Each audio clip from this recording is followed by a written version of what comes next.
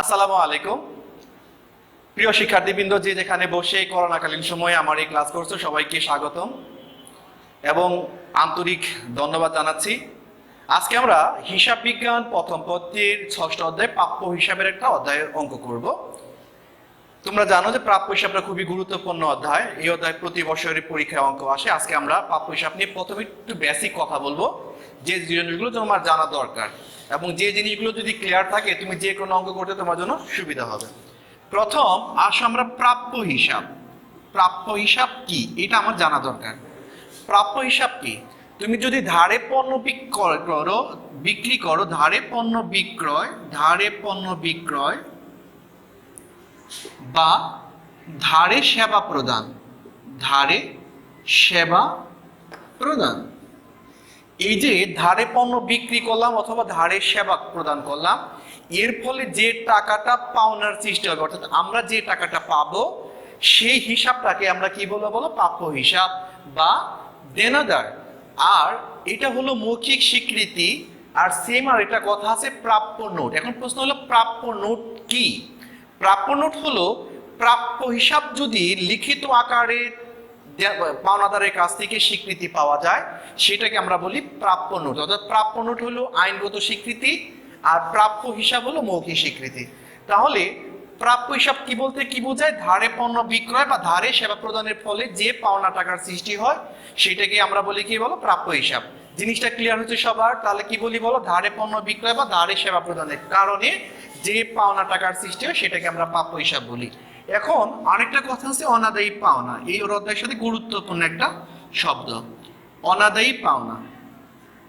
অনাদায়ী পাওনা কি বা অনাদায়ী পাওনা খরচ বলতে কি বোঝে? এই যে আমরা বিভিন্ন ব্যক্তির কাছে ধারে পণ্য বিক্রি করলাম, এতে দেখা যাবে কতিপয় ব্যক্তি টাকা দিতে অনীহা প্রকাশ করতেছে। এই যে অনীহা প্রকাশ করবে অর্থাৎ টাকা দিবে না, আমাকে যে ক্ষতি, অর্থাৎ এটাকে নিশ্চিত যে ক্ষতি, অর্থাৎ প্রাপ্য হিসাবে যে টাকাটা নিশ্চিত ভাবে পাওয়া যাবে না সেটাকে আমরা কি বলি বলো? অনাদায়ী পাওনা খরচ। অর্থাৎ অনাদায়ী পাওনা এটা খরচ, এটা হলো ব্যয় হিসাব, এটা মুনাফাজাত হিসাব, এটা পরিচালন ব্যয়, এটা ডেবিট জাতীয় হিসাব, এটা পরিচালন হিসাব বলা হয়। তাহলে অনাদায়ী পাওনা কি বলো?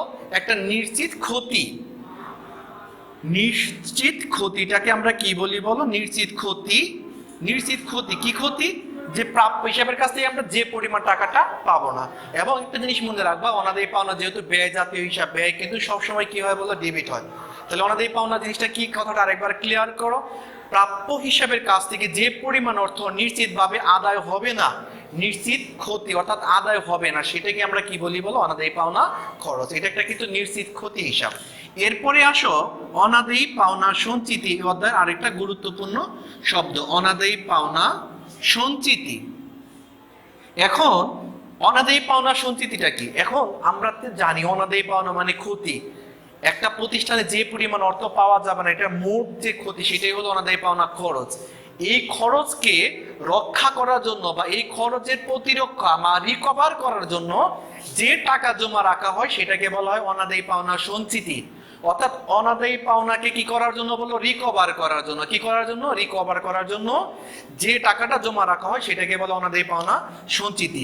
তুমি তো জানো অনাদায়ী পাওনা সঞ্চিতি একটা বিপরীত সম্পদ হিসাবে, এটাকে অনেকে দায় হিসাবে বলা হয়। এটা হলো সম্ভাব্য ক্ষতি। অর্থাৎ সম্ভাব্য ক্ষতি থেকে সম্ভাব্য কি বলো? ক্ষতি। সম্ভাব্য ক্ষতি বলতে এই ধরনের বলা হয় যে এটা আমরা কি করতেছি বলো? অনাদায়ী পাওনার বিপক্ষে রাখার জন্য, অর্থাৎ অনাদায়ী পাওনা যাতে রিকভার হয়, এই রিকভার করার জন্য যে টাকাটা জমা রাখা হয় সেটাই হলো অনাদায়ী পাওনা সঞ্চিতি।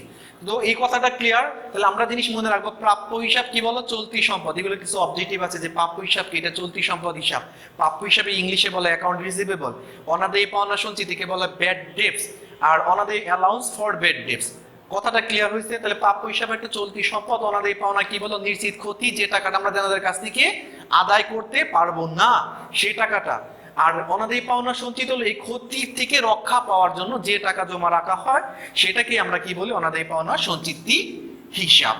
এই জিনিসটা যদি তোমার ক্লিয়ার হয়, আমরা এখন একটা প্রশ্নতে যাব। দেখো, কুমিল্লা পোর্ট 2019 সালে, সুজন ট্রেডার্স 2018 ডিসেম্বরের 31।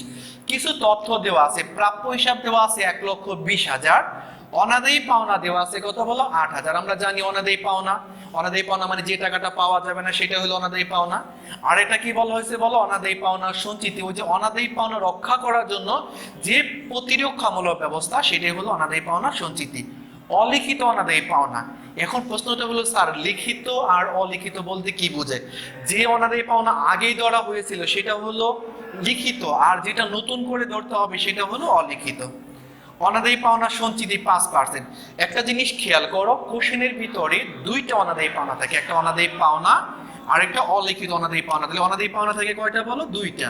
একটা অনাদায়ী পাওনা যেটাকে আমরা বলি লিখিত, আর আরেকটা থাকে অলিখিত মানে নতুন অনাদায়ী পাওনা।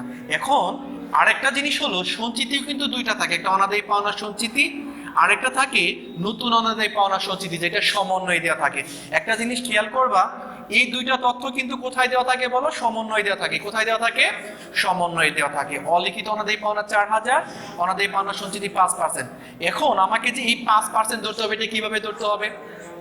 সবসময় একটা সূত্র মনে রাখবা, প্রাপ্য হিসাবের কাছ থেকে অলিখিত অনাদায়ী পাওনা বাদ দেওয়ার পর আমরা কি করব বলো? 5% করব। কথাটা বুঝতে পারছো? প্রাপ্য হিসেবে 1,20,000, অলিখিত অনাদায়ী পাওনা 4000 বাদ দিব, বাদ দেওয়ার পর কত পার্সেন্ট করবো? 5%। এখন আমার ক নাম্বারে বের করতে বলছে অনাদায়ী পাওনা খরচ নির্ণয়। কি বার করতে বলছে বলো? অনাদায়ী পাওনা খরচ নির্ণয়। আমরা একটা কাজ করি, অনাদায়ী পাওনা খরচটা আমরা এই পাশে করে ফেলি। ক নাম্বার, এটা কিন্তু খুবই একটা গুরুত্বপূর্ণ প্রশ্ন। এটা তুমি তো জানো যে অনাদায়ী পাওনা আমাদের একটা গুরুত্বপূর্ণ। আমরা ক নাম্বারে দুইটা জিনিসই জানি, একটা আসে অনাদায়ী পাওনা খরচ নির্ণয়, আর এটা সে সঞ্চিতি। আমরা কি করতে বলছে বলো? খরচ নির্ণয়। অনাদায়ী পাওনা খরচ নির্ণয়। প্রিয় শিক্ষার্থী, তোমরা যারা এই অধ্যায়টার নবম অধ্যায় যারা করেছো সেই জায়গায় তোমরা জানো যে অনাদায়ী পাওনা খরচ কিভাবে বের করতে। আমরা আয় বিপূর্ণে যেটা লিখি যে অনাদায়ী পাওনা যোগ নতুন অনাদায়ী পাওনা যোগ নতুন অনাদায়ী পাওনা সঞ্চিতি বা পুরাতন, অর্থাৎ ওইটাই কিন্তু আমার কি বলো? অনাদায়ী পাওনা খরচ। আমরা যে কাজটা করি ওইটাকে আমরা কি করবো বলো? অনাদায়ী পাওনা খরচ বলো। আমরা একটা ঘর কাটবো, বিবরণ টাকা টাকা। আমরা বিবরণ টাকা টাকা নামে ঘর কাটবো।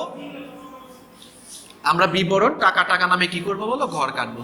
আমরা লিখবো বিবরণ টাকা, বিবরণ টাকা, অর্থাৎ বিবরণ টাকা টাকা ঘর কাটবো। আমরা তাহলে প্রথম কি করবো বলো? অনাদায়ী পাওনা লিখবো। দেখো অনাদায়ী পাওনা দেওয়া আছে কত বলো? অনাদায়ী পাওনা, অনাদায়ী পাওনা দেওয়া আছে কত? 8000। আমরা এই জায়গায় বসাবো কত বলো? 8000। কথাটা ক্লিয়ার হয়েছে সবার? অনাদায়ী পাওনা। এরপরে আমরা কি লিখবো বলো? অলিখিত। তুমি এই জায়গায় অলিখিত লিখতে পারো, নতুন লিখতে পারো। অলিখিত অনাদায়ী পাওনা, অলিখিত অনাদায়ী পাওনা।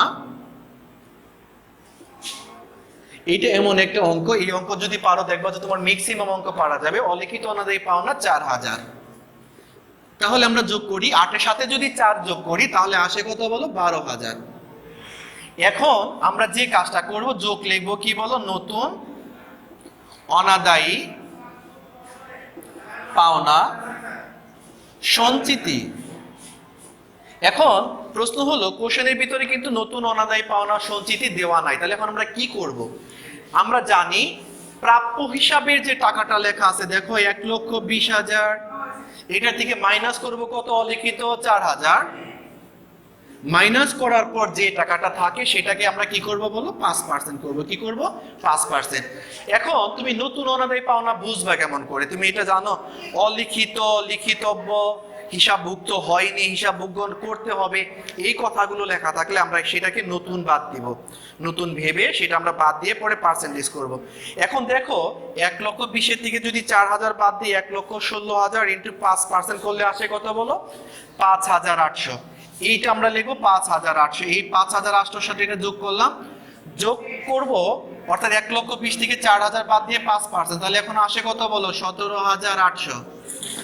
এই 17,800 যদি আসে, এখন এটা থেকে আমরা কি করব বলো? বাদ দেব পুরাতন অনাদায়ী পাওনা সঞ্চিতি, বাদ পুরাতন অনাদায়ী পাওনা সঞ্চিতি।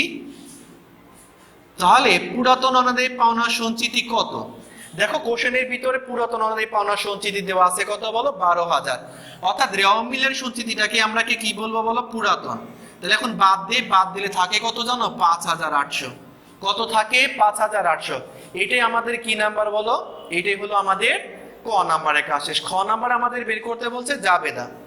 এখন তোমরা তো জাবেদার গড় জানো, আমরা এখন জাবেদাতে যাব। খ নাম্বারে লিখবো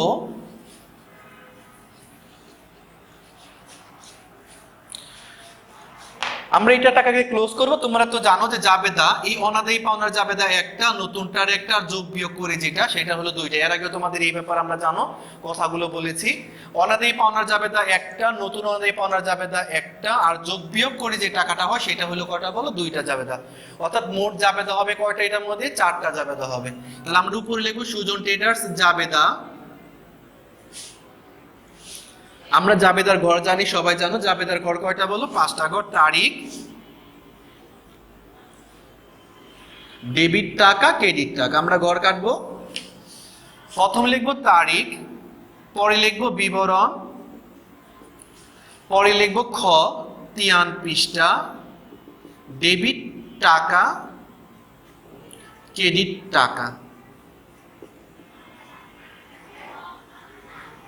দেখো অনাদায়ী পাওনা আছে 8,000। আমরা প্রথম লিখবো 2018 ডিসেম্বরের 31। অনাদায়ী পাওনার জাবেদা সবাই জানো, কি বলো? অনাদায়ী পাওনা সঞ্চিতি হিসাব ডেবিট,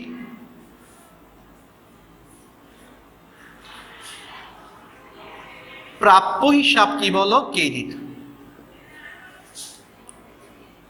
তাহলে অনাদায়ী পাওনা সঞ্চিতির জাবেদা, অনাদায়ী পাওনা সঞ্চিতি হিসাব ডেবিট, প্রাপ্য হিসাব ক্রেডিট। টাকা হবে কত বলো? 8,000। টাকা কত হবে? 8,000।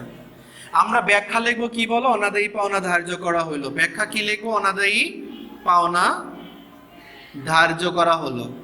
অনাদায়ী পাওনা ধার্য বা করা হলো এটুকু লিখবো, অনাদায়ী পাওনা ধার্য। এরপরে এই যে 8,000 টাকা, এটার জন্য আরেকটা জাবেদা হবে ডিসেম্বরের 31। এটার জাবেদা হবে অনাদায়ী পাওনা সঞ্চিতি হিসাব ডেবিট, অনাদায়ী পাওনা সঞ্চিতি হিসাব ডেবিট, প্রাপ্য হিসাব ক্রেডিট। টাকাটা হবে কত বলো? 4,000। এইটার ব্যাখ্যা হলো নতুন অনাদায়ী পাওনা ধার্য। কি ব্যাখ্যা বলো? নতুন অনাদায়ী পাওনা ধার্য। এরপরে আমাদের যে কাজটা করব, এই যে যোগ বিয়োগ করে যে টাকাটা খরচ, তোমরা যদি জানো খরচে জাবেদা দুইটা। কয়টা জাবেদা? দুইটা। তাহলে আমরা লিখবো ডিসেম্বরের 31 অনাদায়ী পাওনা ডেবিট,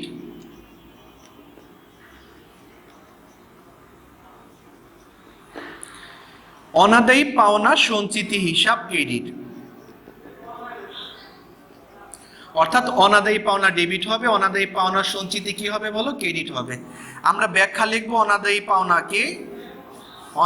পাওনাকে সঞ্চিতি হিসাবে স্থানান্তর, সঞ্চিতি হিসাবে স্থানান্তর। এটার টাকাটা হবে কত বলো? 5,800 টাকা। 5,800 টাকা। তাহলে অনাদায়ী পাওনা সঞ্চিতির জাবেদা কয়টা হবে বলো? অনাদায়ী পাওনা সঞ্চিতি জাবেদা হবে দুইটা। প্রথম জাবেদা অনাদায়ী পাওনা হিসাব ডেবিট, অনাদায়ী পাওনা সঞ্চিতি হিসাব ক্রেডিট। পরের জাবেদাটা ডিসেম্বরের 31 আয় বিবরণী ডেবিট, আয় বিবরণী ডেবিট, অনাদায়ী পাওনা ক্রেডিট। টাকা হবে 5,800। এইটার ব্যাখ্যা লিখবো অনাদায়ী পাওনাকে কোথায় স্থানান্তর বলো? আয় বিবরণী স্থানান্তর। ব্যাখ্যা লিখবো অনাদায়ী পাওনাকে আয় বিবরণীতে স্থানান্তর। তাহলে দেখো অনাদায়ী পাওনার জাবেদা একটা, নতুনটার একটা, যোগ বিয়োগ করে যে টাকাটা খরচ হবে সেটার দুইটা জাবেদা। একটা কথা মনে রাখা দরকার, যদি ধারে বিক্রয় থাকে তাহলে কিন্তু আরেকটা যাবে। এই কোশ্চেনে কি কোনো ধারে বিক্রয় আছে? ধারে বিক্রয় থাকলে কি হবে? প্রাপ্য হিসাব ডেবিট, বিক্রয় হিসাব ক্রেডিট, সেই জাবেদাটা হবে। তাহলে আমরা ক্লিয়ার যে এই অধ্যায় জাবেদা কয়টা বলো? চারটা জাবেদা। কয়টা জাবেদা? চারটা জাবেদা। এখন আমাদের যে কথাটা বলা আছে গ নাম্বারে, আয় বিবরণী তৈরি করো। তোমরা যারা অঙ্কগুলো বুঝো তোমরা তো জানো যে আমরা যেটা খরচ বাই করি এটাই কিন্তু আয় বিবরণী, শুধুমাত্র একটু টেকনিক দেখো, আমরা যদি শুধু একটু টেকনিক করি কত সহজে একটা অঙ্ক করা যায়। তুমি জানো আমরা যেটা ক নাম্বারে করেছি এটাই কিন্তু খ নাম্বারের যে আয় বিবরণী তার অংশ বিশেষ। এখন তাহলে প্রশ্ন, স্যার আমি কি করব? তুমি এই কাজটাকে তুমি কি করে দিবা বলো, উপরে জিনিসটাকে একটু চেঞ্জ করে দিবা। চেঞ্জ করে দিয়ে কি লিখবো আমরা লিখবো গ নাম্বার। দেখো কি চেঞ্জ, গ নাম্বার লিখবো, গ নাম্বার লিখবো সুজন ট্রেডার্স। আমরা কি লিখবো বলো তো, সুজন ট্রেডার্স 2018 সালের সুজন ট্রেডার্সের আয় বিবরণী। আমরা ব্রেকেটে লিখবো আংশিক, কি লিখবো ব্রেকেটে, আংশিক 2018 সালের 31 ডিসেম্বর সমাপ্ত বছরের জন্য।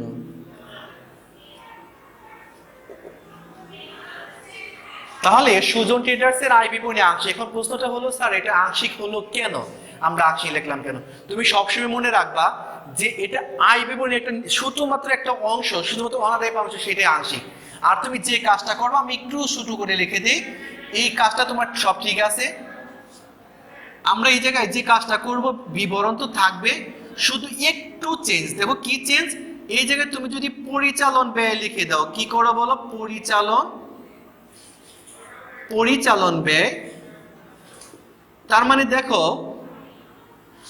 এটা কিন্তু আমার খ নাম্বার, গ নাম্বার হয়ে গেল। অর্থাৎ গ নাম্বারে যে আমাদের দুইটা জিনিস বাই করতে বলছে, এটা রোমান 1 দিই আয় বিবরণী।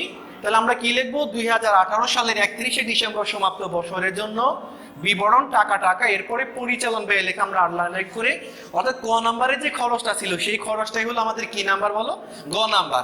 দেখো শুধুমাত্র একটু টেকনিক, এই একটু টেকনিক বুঝতে পারে তুমি একটা জিনিস পারলে। এখন আমাকে এটার মধ্যে কিন্তু আরেকটা জিনিস বের করতে বলছে, রোমান 2 তে আর্থিক অবস্থার বিবরণী। আবার লিখবো সুজন ট্রেডার্স আর্থিক অবস্থার বিবরণী, আর্থিক অবস্থার বিবরণী। ব্রেকেটে লিখবো আমরা আংশিক, আংশিক লেখার পর লিখবো 2018 সালের 31 ডিসেম্বর। তোমরা তো জানো এটা কি হয় বলো, তারিখের জন্য। হ্যাঁ, এটা অবশ্যই তারিখের জন্য হবে। আমরা লিখবো তারিখের জন্য, গড় কাটবো বিবরণ টাকা,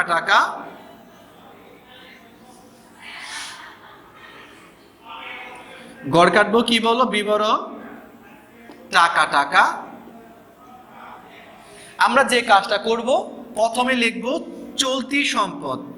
তোমরা তো সবাই জানো আমরা প্রথমে বেসিক কথা আমাদের কথা বলেছি, প্রাপ্য হিসাবে একটা চলতি সম্পদ। তাহলে আমরা লিখবো প্রথমে চলতি সম্পদ লেখার পর আমরা যে কাজটা লিখবো, প্রথমে লিখবো প্রাপ্য হিসাব। কি হিসাব লিখবো বলো, প্রাপ্য হিসাব লেখা আছে 1,20,000। এই টাকা থেকে প্রথম বাদ দিব কি বলো, নতুন অনাদায়ী পাওনা। কি বাদ দিব, নতুন অনাদায়ী পাওনা। অর্থাৎ যে জিনিসগুলো সমন্বয় থাকে, আমরা জানি নতুন অনাদায়ী পাওনা কত ছিল বলো, 4,000। নতুন কোনটা, যেটা অলিখিত, এই যে অলিখিত 4,000, সেটা বাদ দিব, থাকে কত বলে 1,16,000। এরপরে মাইনাস করব নতুন অনাদায়ী পাওনা সঞ্চিতি, নতুন অনাদায়ী পাওনা সঞ্চিতি 5,800। এটা যদি বাদ দেই, এই টাকাটা যদি বাদ দেই, 1,16,000 থেকে আমরা কি করব, বাদ দিব। যে টাকাটা থাকবে 0,02,0 1,10,200। এইটা আমরা নিচেরটা আমরা ক্লোজ করব না, একটা কাজ করে এটা আমরা কখনো ক্লোজ করব না। এই যে এই জায়গায় ক্লোজ করা আছে, এটাতে ক্লোজ করব না, যেহেতু আয় বিবরণের একটা অংশ বিশেষ, সেই জন্য ক্লোজ করব না। এখন আমাদের কাজটা কি বলো, আয় বিবরণের আর্থিক অবস্থা বিবরণী। তাহলে আমাদের কি বাদ করলো বলো, আমাদের শুধু অনাদায়ী পাওনা সঞ্চিতি হিসাব। আমরা নেক্সট ক্লাসে অনাদায়ী পাওনা সঞ্চিতি কিভাবে করব সেটা নিয়ে কথা বলবো। তো অবশ্যই বাসায় বসে অঙ্কটা প্র্যাকটিস করবে, খুবই গুরুত্বপূর্ণ অঙ্ক, পরীক্ষা আসার মতো। তো এই পর্যন্ত তোমাদের সুস্বাস্থ্য কামনা করে আগামী ক্লাসে আবার দেখা হবে। আসসালামু আলাইকুম। Thanks for watching NCC online class. Stay safe, stay home and stay with NCC.